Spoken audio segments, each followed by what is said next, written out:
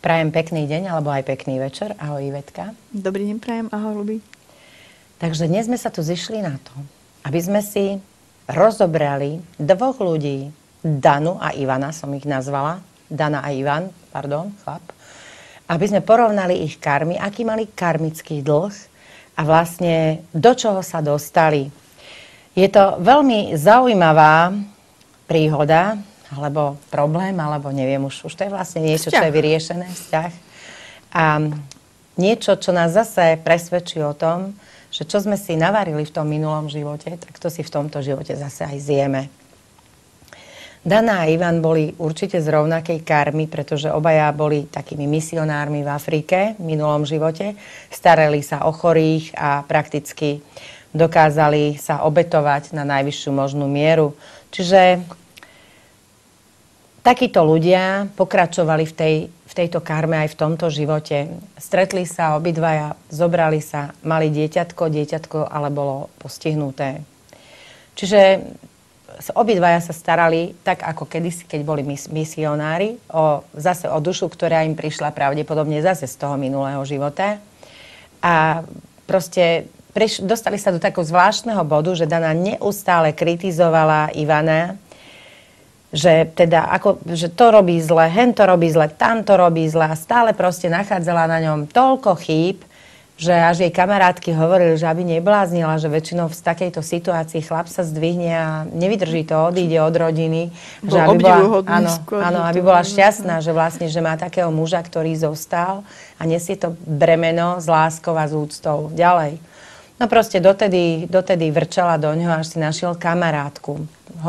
Podotýkam kamarátku, nie frajerku, kamarátku, s ktorou si veľmi dobre rozumela, s ktorou sa rozprávala. Možno podporila. Samozrejme, keď sa milá Danka dozvedela, že on má kamarátku, tak urobila z toho normálne aféru Watergate, to bolo niečo strašné. No a považovala to za totálnu nespravodlivosť, že teda... Podraz. Áno, za podraz. Samozrejme, že prišla za mnou, že nech jej milého Ivana vrátim. Ja hovorím, ja ju vrátiť nemôžem, ale môžem sa s ním pozhovárať. Tak som sa s Ivanom pozhovárala a Ivan sa prestal stretať so svojou kamarátkou, ktorá bola ináč veľmi fajn osoba, aj tu mi doniesol, aj tu som poznala. No a povedal si, že teda dobre, že bude žiť život, svoj údel bude niesť tak, ako ho nesie, teda s manželkou, ktorá neustále na ňom hľadá milión chýb. Keď som stretla Danu, ešte v tom čase hovorím jej, že aby o rok neprišla, že už Ivana nechce, že ja by som veľmi bola nerada, keby sme sa stretli a ona by povedala, že ho nechce. Samozrejme, môžeš 3-krát hádať, čo sa stalo do roka a do dňa. Pokiaľ viem, tak sa zbalila a ako gáfor zmizla. No najprv sa nezbalila. Najprv mi prišla povedať, že nech zariadím, že ona ho už nechce. Aha.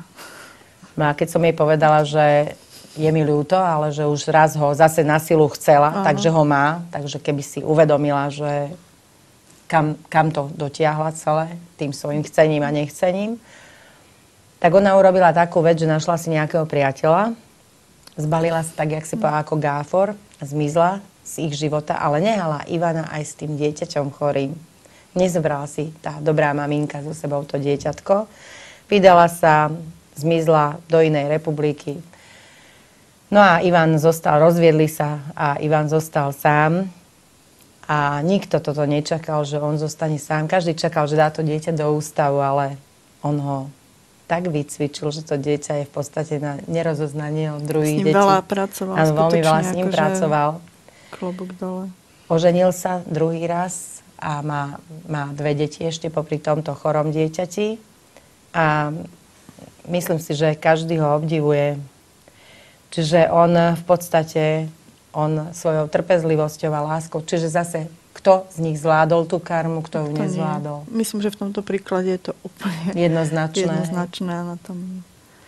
A myslím si, že toto je aj taký príklad, akože väčšinou sa nadáva, že akí sú chlapi, že keď je problém, zdrhnú.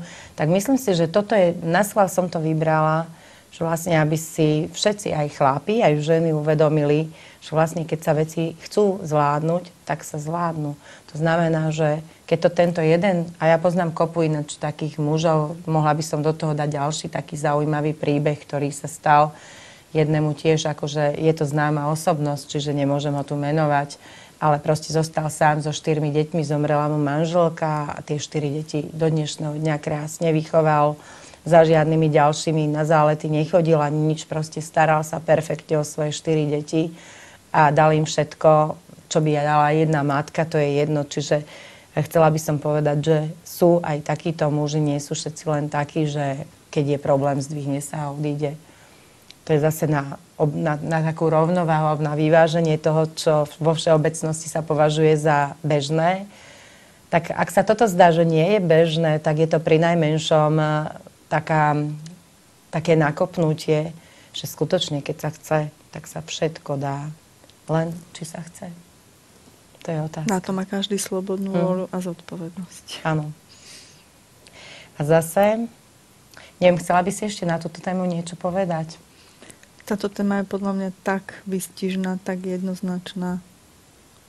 To je vecou každého, či tú šancu, ako si povedala Karmi, ktorá príde, či ju využije, on to dostane ako na tacke, alebo či to jednoducho odignoruje, alebo to len tak odhodí.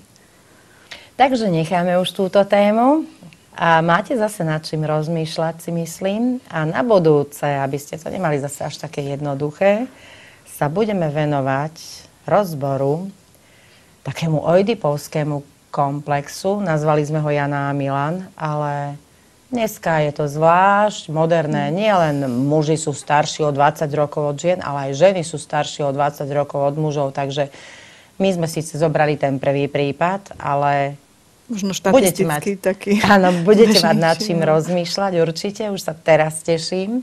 Takže zatiaľ vám prajem všetko dobré a rozmýšľajte. Dovidenia.